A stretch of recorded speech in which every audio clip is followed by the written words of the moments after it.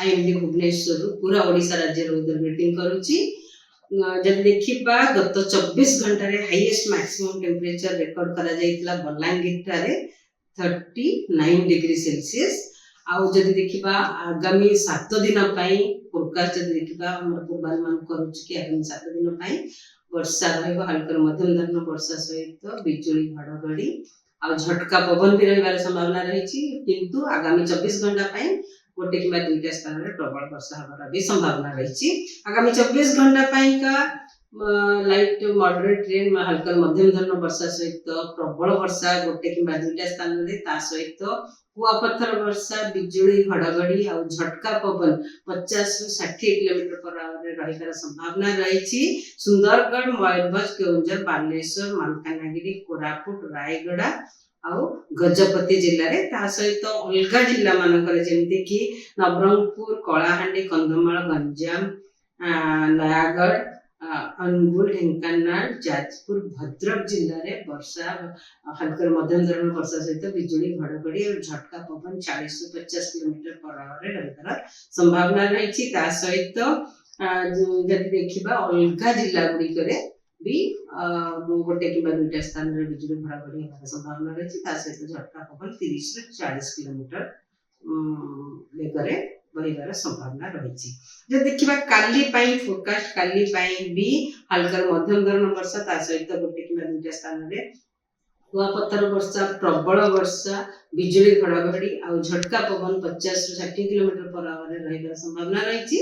जेमती गंजाम, गजपति, मयूरभंज, बालेश्वर एवं भद्रक जिले रे ता सहित काली 4 तारीख रे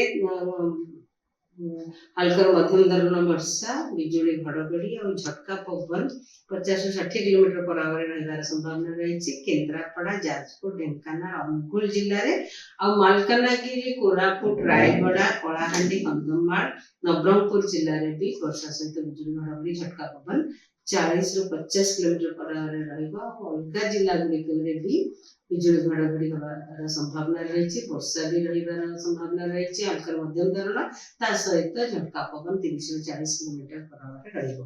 आ 5 तारीख रे जदि देखिबा 5 तारीख रे प्रबल वर्षा होबार संभावना नहीं, कुआपथर वर्षा होबार भी विशेष संभावना नहीं। किंतु जिला गुडी का उपकूलवर्ती अंचल रे जिला गुडी ता सहित मयूरभंज, केउंझर, मालकानगिरी, कोरापुट, रायगड़ा जिले रे हल्का मध्यम धरण वर्षा सहित बिजुली घड़घड़ी आउ झटका पवन रहिबार संभावना रही। सेतबेले पवन गति रहइबो 40 ରୁ 50 किलोमीटर पर आवर रे। आ 6 तारीख रे भी वर्षा कंटिन्यू करिवो हमर उपकूलवर्ती अंचल रे जिला गुडी ता सहित मयूरभंज, केउंझर, कंधमाल, रायगड़ा, कोरापुट, मालकानगिरी से वर्षा सहित बिजुली घड़घड़ी और 40 ରୁ 50 किलोमीटर झटका पवन रहिबार संभावना रही। आउ अलगा जिला गुडी जेमती नवरंगपुर, कलाहांडी, झारसुगुड़ा, सुंदरगढ़ जिले रे 30 ରୁ 40 किलोमीटर पर आवर रे पवन झटका पवन सहित बिजुली घड़घड़ी रहिबार संभावना रही। आ 6 तारीख रे किछि वार्निंग नाही, किंतु गोटे कि दुईटा स्थान रे हल्का मध्यम धरण वर्षा रहिबो। 6 तारीख, 7 तारीख, 8 तारीख रे भी रहिबा। आ जदि देखिबा तापमात्रा दिन तापमात्रा विशेष परिवर्तन होबार संभावना नहीं आगामी 4-5 दिन मध्य।